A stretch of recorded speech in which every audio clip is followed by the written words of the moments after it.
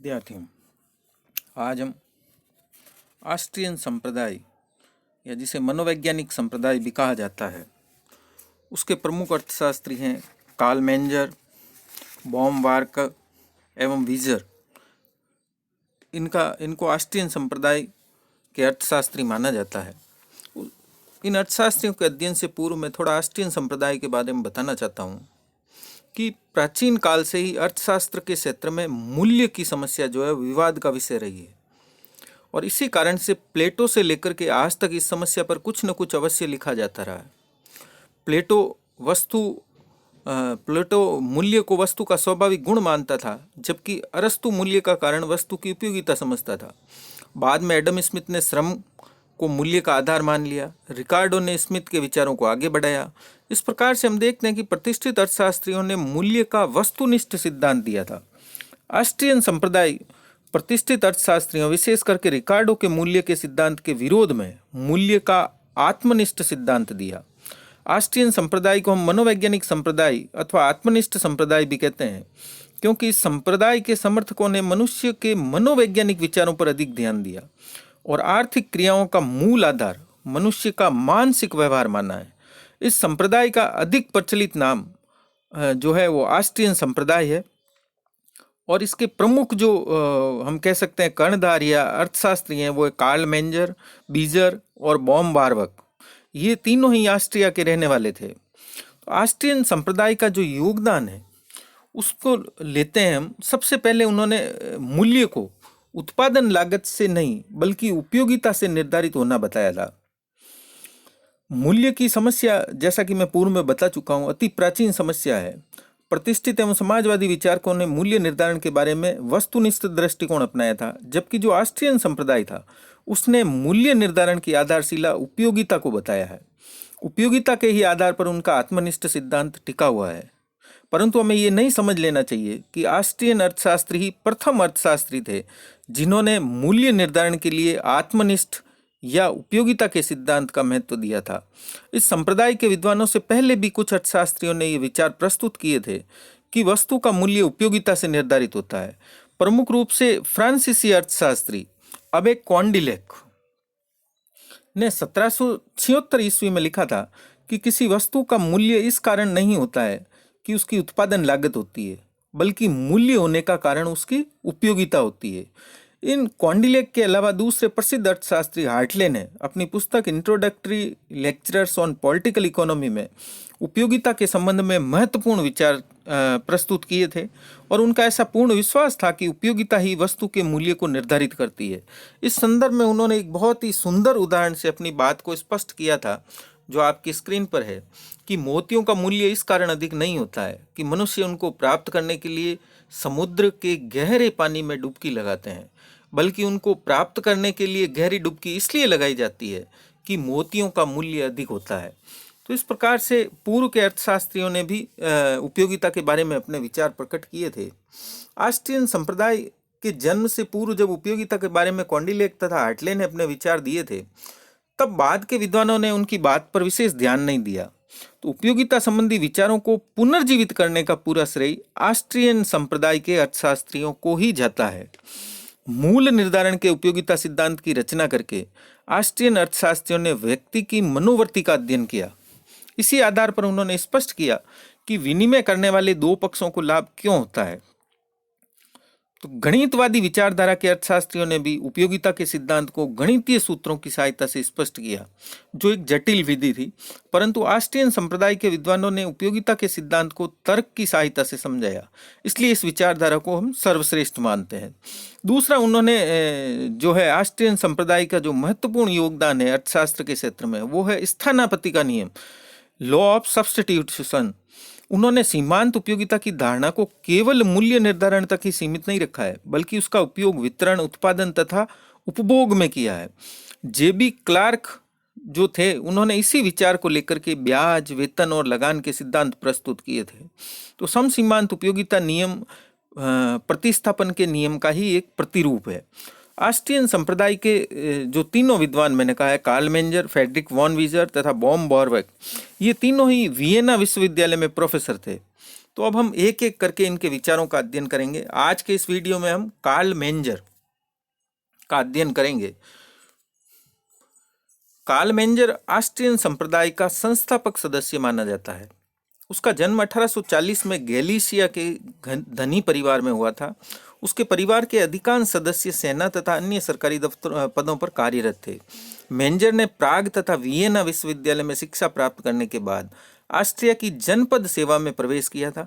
कुछ समय के पश्चात वह अर्थशास्त्र के अध्ययन में जुट गया। 1871 में उन्होंने अपनी पुस्तक प्रिंसिपल ऑफ इकोनॉमिक्स का प्रकाशन किया। 1873 में वह वियना विश्वविद्यालय में प्रोफेसर के पद पर नियुक्त हुए, जहां उन्होंने 30 वर्षों तक कार्य किया। 1877-78 तक वह राजकुमार रुडोल्फ का व्यक्तिगत शिक्षक भी रहा था। 2 वर्ष की अवधि के बीच वह राजकुमार के साथ इंग्लैंड, फ्रांस तथा स्विट्जरलैंड के भ्रमण पर भी गया था। जब वह 1879 में विदेश यात्रा से लौटकर ऑस्ट्रिया आया तो उसने वियना विश्वविद्यालय में राजनीतिक अर्थशास्त्र के विभागाध्यक्ष के पद पर नियुक्ति प्राप्त की। इस पद पर वह 1903 तक रहा। 1900 में वह ऑस्ट्रिया की संसद का सदस्य चुना गया। 1903 में आचार्य पद से अवकाश लेने के बाद उसने अपनी पूरी शक्ति लेखन और शोध में लगा दी थी। कार्ल मेंजर ने अनुभव किया था कि प्रतिष्ठित अर्थशास्त्रियों के कारण अर्थशास्त्र को वह स्थान नहीं मिल पाया जो उसे वास्तव में मिलना चाहिए था। अतः उसने अपना पूरा ध्यान अर्थशास्त्र को प्रतिष्ठित करने में लगा दिया। उसका चिंतन उन दोषों को दूर करने में था जिसे प्रतिष्ठित अर्थशास्त्रियों की देन समझा जाता था। उसके अनुसार अर्थशास्त्र के अध्ययन का मुख्य उद्देश्य कारण और परिणामों के आधार पर निष्कर्ष निकालना होना चाहिए। उन्होंने प्रमुख रचनाएं जो अपने जीवन काल में प्रस्तुत की वो है फाउंडेशन ऑफ इकोनॉमिक ग्रोथ 1871 में, मेथड्स ऑफ सोशल साइंस 1883 में, error of historian in German economy 1884 में, on the theory of capital 1884 में। तो इस प्रकार से इन 4 पुस्तकों के माध्यम से उन्होंने अपने आर्थिक विचारों को प्रकट किया। और उनकी जो प्रथम पुस्तक थी, मैंने बताया था 1871 में, प्रिंसिपल ऑफ इकोनॉमिक्स का भी प्रकाशन हो चुका था। अब हम लेते हैं कार्ल मेंजर के प्रमुख आर्थिक विचार कौन कौन से थे। उनके सबसे पहला आर्थिक विचार है कि वस्तुओं का वर्गीकरण। मेंजर के अनुसार जो है अर्थशास्त्र में वस्तु हम उसे कहेंगे जिसमें कुछ गुण होने चाहिए, जिसमें पहला है कि वो मानव आवश्यकताओं की पूर्ति करती हो और उसके लिए मानवीय आवश्यकता का होना अनिवार्य है। लोगों को उनकी पूर्ति का ज्ञान होना चाहिए और उसे आवश्यकता की पूर्ति के लिए प्रयोग में लाया जा सके। तो उनके अनुसार वस्तु की आवश्यकता और उपयोगिता का संबंध ही आर्थिक क्रिया को जन्म देता है। आर्थिक वस्तुओं के वर्गीकरण का आधार उपभोक्ता की वस्तुओं से समीपता है। तो प्रथम श्रेणी की आर्थिक वस्तुएं वे हैं जिनमें व्यक्ति अपनी आवश्यकताओं की पूर्ति प्रत्यक्ष रूप में कर लेता है, जैसे रोटी। द्वितीय श्रेणी में उन्होंने कहा कि वे वस्तुएं जो प्रथम श्रेणी की वस्तुओं का निर्माण करती है और ये वस्तुएं अप्रत्यक्ष रूप में आवश्यकताओं की पूर्ति करती है, जैसे आटा, क्योंकि आटे से प्रथम श्रेणी की वस्तु रोटी बनाई जा सकती है। तीसरी श्रेणी में उन्होंने वे वस्तुएं ली जो दूसरी श्रेणी की वस्तुओं का निर्माण करती है, जैसे आटे। दूसरी श्रेणी में हमने आटा लिया है तो आटे का निर्माण गेहूं के द्वारा होता है। और चौथी श्रेणी की वस्तु वह है जो तीसरी श्रेणी की वस्तु का निर्माण करती है, यानी गेहूं। तो उसके लिए गेहूं के लिए बीज, तो ये बीज जब बोया जाता है तब गेहूं की फसल तैयार होती है। तो इस प्रकार से अंतिम चौथी वस्तु मूल्य वस्तु होती है जिसके आधार पर ही शेष वस्तुओं का निर्माण होता है। यदि यह वर्गीकरण वस्तु के उपभोग के संबंध में न करके वस्तु के निर्माण के संबंध में किया जाता तो अंतिम वस्तु प्रथम स्थान को प्राप्त कर लेती। परंतु मेंजर का जो ये वर्गीकरण है वो आवश्यकताओं की संतुष्टि के संदर्भ में है। तो इस प्रकार से इस वर्गीकरण के आधार पर एक और बात स्पष्ट होती है कि वस्तुओं की श्रेणी जितनी ऊंची होगी वस्तु के उपभोग में उतना ही अधिक समय लगेगा। तो सबसे निकट की वस्तु का सबसे अधिक महत्व होता है। उच्च स्तरीय वस्तुओं के संबंध में मेंजर ने 2 महत्वपूर्ण बातें बताई थी। पहली तो ये कि इन वस्तुओं का तभी महत्व होता है जबकि इनकी पूरक वस्तुएं भी उपलब्ध हो, जैसे आटे की रोटियां तभी बन सकती है जबकि उसमें पानी मिलाकर आग में पकाया जाए। और दूसरा, उच्च स्तरीय वस्तुएं तभी तक वस्तुएं रहती है जब तक कि निम्न स्तरीय वस्तुओं का आर्थिक महत्व रहता है, अर्थात उनकी मांग रहती है। तो इस प्रकार मेंजर इस वर्गीकरण के आधार पर उपभोग और उत्पादन संबंधी वस्तुओं में भेद करता है। उसके अनुसार ऊंची श्रेणी की वस्तुओं के निर्माण में नीची श्रेणी की वस्तुओं का महत्वपूर्ण हाथ होता है। तो कार्ल मेंजर ने आर्थिक और अनार्थिक वस्तुओं में भी भेद किया है। आर्थिक वस्तुएं वह हैं जो मांग की तुलना में सीमित होती है, इसलिए इन वस्तुओं का मूल्य होता है और इन्हें सावधानी पूर्वक व्यय करके अधिक संतोष प्राप्त किया जा सकता है। फिर अनार्थिक वस्तुओं के अंतर्गत वे वस्तुएं आती है जिनकी मात्रा मांग की तुलना में असीमित होती है, इनका मूल्य भी नहीं होता है। तो इस प्रकार से इन वस्तुओं के व्यय में सावधानी की भी आवश्यकता नहीं होती है। कभी कभी परिस्थितियां ऐसी होती है कि अनार्थिक वस्तुएं भी आर्थिक वस्तुओं का रूप ले सकती है। तो इस प्रकार उसने वस्तुओं के वर्गीकरण को समझाया। दूसरा उसका आर्थिक विचार था मूल्य सिद्धांत के रूप में। मेंजर का मूल्य सिद्धांत जो है वो पूर्णतः व्यक्ति का परक है। उसके अनुसार वस्तु में मूल्य इसलिए होता है कि उस वस्तु में उपयोगिता होती है। यदि कोई वस्तु व्यक्ति की आवश्यकताओं की पूर्ति नहीं कर सकती है या व्यक्ति के लिए वस्तु की आवश्यकता नहीं रह जाती है तो उस वस्तु का मूल्य नहीं होगा। तो मूल्य सिद्धांत में मेंजर ने व्यक्ति को प्रथम स्थान दिया है और बताया है कि व्यक्ति आर्थिक क्रियाओं का केंद्र बिंदु है। जैसा कि पूर्व बता चुके हैं कि मेंजर का जो मूल्य सिद्धांत है वो व्यक्तिपरक है। तो इस प्रकार के मूल्य वस्तु में न होकर के व्यक्ति में होता है। मेंजर के मूल्य सिद्धांत में उत्पादन लागत को कोई स्थान नहीं है। उत्पादन लागत के सिद्धांत को सही न मानते हुए उसने उसे एक उदाहरण के द्वारा समझाया है कि यदि नदी के तट पर श्रमिकों के द्वारा रेत का ढेर लगाया गया है, मानव श्रम के रूप में काफी लागत उसमें लगी है, फिर भी नदी के किनारे रेत की कोई उपयोगिता नहीं है, अतः उनका मूल्य भी नहीं है। तो एक व्यक्ति को रास्ते चलते चलते चांदी या सोने की अंगूठी मिल जाती है, उत्पादन लागत न होने पर भी उसका मूल्य है, क्योंकि चांदी व सोने की उपयोगिता नदी के किनारे के रेत से कहीं अधिक होती है। तो मेंजर इस बात को स्पष्ट करता है कि उपयोगी पदार्थ की पूर्ति में घटत बढ़त के कारण उसके मूल्य में भी घटत बढ़त होती रहती है। तो इस प्रकार मूल्य के निर्धारण में उत्पादन लागत की जो भूमिका होती उस पर मेंजर ने कोई ध्यान नहीं दिया। और जैसा कि प्रोफेसर बेल ने कहा है कि मांग और उपयोगिता की प्रमुखता वाले उसके विषयगत मूल्य सिद्धांत की तुलना घड़ी के एक पेंडुलम से की जा सकती है, जो परंपरावादी पूर्ति लागत विश्लेषण से विपरीत छोर की तरफ घूम गया है। मेंजर ने श्रम की मात्रा का उत्पादन लागत के मूल्य से कोई संबंध नहीं रखा। उनके अनुसार जंगल में काटी गई लकड़ी श्रमयुक्त होते भी कोई मूल्य नहीं रखती है, जबकि अकस्मात पाया गया हीरा जिसके लिए कोई श्रम व्यय नहीं किया गया है फिर भी उसका मूल्य बहुत ऊंचा होता है। इसी प्रकार से फैशन से बाहर के कपड़े उत्पादन लागत के अधिक होने पर भी उनका कोई मूल्य नहीं होता है। तो हम संक्षेप में कह सकते हैं कि मेंजर का जो मूल्य सिद्धांत है वो बाहरी प्रभावों से मुक्त उपभोक्ता की उपयोगिता पर निर्भर करता है। फिर उन्होंने निगमन प्रणाली के महत्व को समझाया। मेंजर ने इतिहासवादी संप्रदाय की आगमन प्रणाली के विरोध में निगमन प्रणाली को अपनाया था। इस संदर्भ में वह प्रतिष्ठित संप्रदाय का समर्थक कहा जा सकता है। नव ऐतिहासिक संप्रदाय के नेता स्मोलर से उसका गहरा वाद विवाद भी हुआ था, जो लगभग 20 वर्ष तक चलता रहा।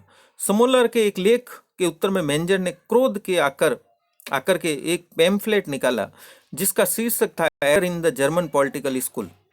इसमें उसने सैद्धांतिक विश्लेषण तथा पुरानी निगमन प्रणाली का समर्थन किया और कहा कि ऐतिहासिक अनुसंधानों का भी महत्व होता है।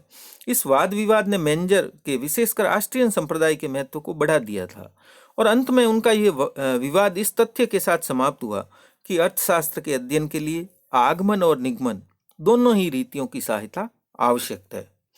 फिर मेंजर ने द्रव्य संबंधी अपने जो विचार दिए, जिसमें उन्होंने द्रव्य संबंधी समस्याओं का अध्ययन विषयगत दृष्टि से किया था। उसने स्वदेशी मुद्रा में सुधार लाने के लिए अनेक लेख लिखे और सरकार को मूल्यवान सुझाव दिए। द्रव्य संबंधी समस्याओं में उसने विशुद्ध द्राविक सिद्धांतों को न अपनाकर मूल्य के विषयगत सिद्धांत को अपनाया, जिसे आधुनिक द्रव्य सिद्धांत को आधार मिला। मेंजर ने मुद्रा के विकास के बारे में भी प्रकाश डाला है और मेंजर के अनुसार प्रारंभिक काल में मूल्यवान तथा तुरंत बिकने वाली वस्तुओं को विनिमय का आधार माना जाता था। बाद में सेवा को विनिमय का माध्यम बनाया गया। उसने इस बात को स्पष्ट किया कि अन्य प्रमाणिक मापों की तुलना में मुद्रा कम प्रामाणिक होती है, क्योंकि इसके मूल्य में उतार चढ़ाव आते रहते हैं। मूल्य मापक के रूप में मुद्रा के दो मूल्य हैं, बाहरी मूल्य और आंतरिक मूल्य। मुद्रा का बाहरी मूल्य उसकी क्रय शक्ति को व्यक्त करता है तथा आंतरिक मूल्य का अर्थ उस शक्ति से है जिसके द्वारा वह विभिन्न वस्तुओं में विनिमय अनुपात निर्धारित करती है। और नेक्स्ट फिर उन्होंने अपना दिया विनिमय संबंधी विचार। उन्होंने कहा कि विनिमय क्यों किया जाता है।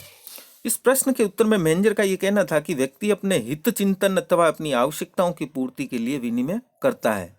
उनके या मेंजर के अनुसार विनिमय के संपादन के लिए कुछ परिस्थितियां होना आवश्यक है। जैसे पहली ये परिस्थिति है कि विनिमयकर्ता अपनी वस्तुओं का मूल्य विपरीत दिशा में आके, कहने का ये मतलब है कि अपने पास की वस्तु का मूल्य दूसरे की पास की वस्तु से कम आंकना चाहिए। फिर विनिमयकर्ता को इस बात की जानकारी होनी चाहिए कि कौन सी वस्तु कहाँ पर उपलब्ध है, और फिर इन वस्तुओं के विनिमय का पूर्ण अधिकार विनिमयकर्ता को होना चाहिए। विनिमय करने से प्राप्त होने वाला लाभ विनिमय करने के त्याग या लागत से अधिक होना चाहिए। तो इस प्रकार से मेंजर के अनुसार विनिमय उसी समय संभव होता है जब विनिमय की जाने वाली वस्तुओं का मूल्य विनिमयकर्ताओं के लिए समान नहीं होता है। फिर उसके पश्चात विनिमय के पश्चात उसने दिया वितरण का सिद्धांत। वितरण के क्षेत्र में मेंजर ने एक नया दृष्टिकोण अपनाया था।